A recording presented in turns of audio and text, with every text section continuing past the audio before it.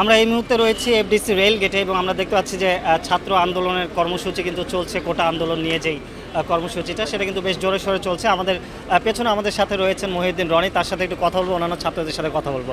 তো রনি ভাই, আজকে আদালত থেকে একটা আদেশ এসেছে স্থিতি অবস্থা, এটা নিয়ে একটু বলবেন কিনা? আচ্ছা, আমরা আদালতের যে রায় আমরা এটা নিয়ে কোনো কথা বলতে চাচ্ছি না। আমাদের এখন কথা হবে ডিরেক্টলি গভর্নমেন্টের যে নির্বাহী বিভাগ, তাদের সঙ্গে আমাদের কথা হবে এবং অতি দ্রুত শিক্ষার্থীদের যে দাবি সেটা বাস্তবায়ন করা হোক এবং প্রয়োজনীয় পদক্ষেপ গ্রহণ করা হোক। ঠিক আছে, আমরা এই আশায় সবাই একত্রিত হয়েছি।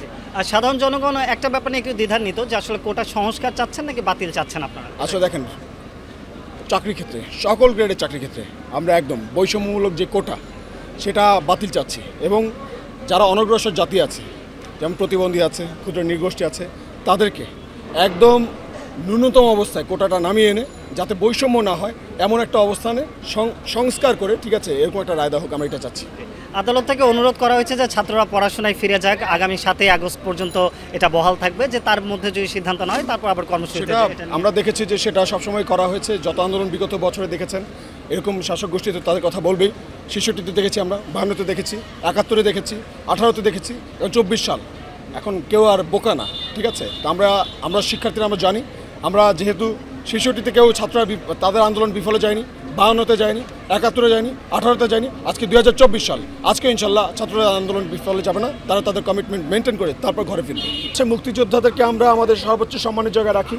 তাদেরকে নিয়ে আমাদের শিক্ষার্থীরা কোনোভাবে কটূক্তি করছে না। তারা মন করা কথা হয়তো বা বলতে পারে, বা এটাও হয়তো বা কোনো একটা প্রোপাগান্ডার অংশ হতে পারে, বলা যায় না। তবে আমি তাদেরকে এইটুকু বলবো যে আপনাদের যারা আপনারা মুক্তিযোদ্ধার পরিবার বলছেন, আপনারা দাবি করছেন, আপনারা মাথায় রাখতে হবে যে মুক্তিযোদ্ধারা কি কোটার জন্য যুদ্ধ করেছিলেন? নিশ্চয়ই না।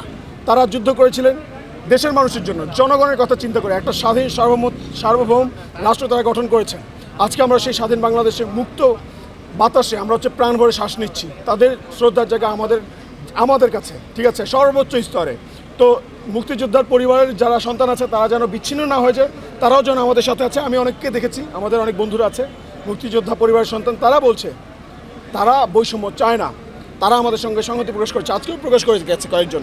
তো এই ক্ষেত্রে বলতে চাই, কিছু কমিউনিটি হয়তো আছে, তারা কার মদতে করছে, কিসের জন্য করছে আমি জানি না। তবে এটাও আপনাদেরকে মনে করে দিতে চাই, বাংলাদেশে প্রায় ৬৬,০০০ ভুয়া মুক্তিযোদ্ধা আছে। এই কথা মাথায় রাখবেন। তারা কী কারণে সার্টিফিকেটটা তৈরি করেছিল, কেন তারা ভুয়া মুক্তিযোদ্ধা হয়েছিল, এই প্রশ্নটা তো থেকেই যায়। এখন পর্যন্ত রাজাকারের লিস্ট কিন্তু বাংলাদেশের মানুষ জানে না যে কারা কারা রাজাকার ছিল, কারা কারা ভুয়া মুক্তিযোদ্ধা, ঠিক আছে। এটা কিন্তু জাতির সামনে এখন আসেনি। তাদের প্রথম এবং প্রধান কাজ হচ্ছে আগে রাজাকারদের লিস্ট খুঁজে বের করা, যারা দেশের মধ্যে মানে অভ্যন্তরীণ কোন্দল তৈরি করতে চায়, মানুষের মধ্যে বিভেদ তৈরি করতে চায় এবং তারা লুটপাট করতে চায়। তাদেরকে মুক্তিযোদ্ধা পরিবারকে বলবো, আপনারা তাদের ব্যাপারে সতর্ক থাকুন এবং আসুন আমরা সম্মিলিত প্রয়াসে জনদুর্ভোগ যেটা হয়, হ্যাঁ, যে বৈষম্যমূলক কোটার কারণে জনদুর্ভোগ হয়, আমরা সেই বৈষম্যমূলক কোটাকে আমরা নিপাত করে দিই।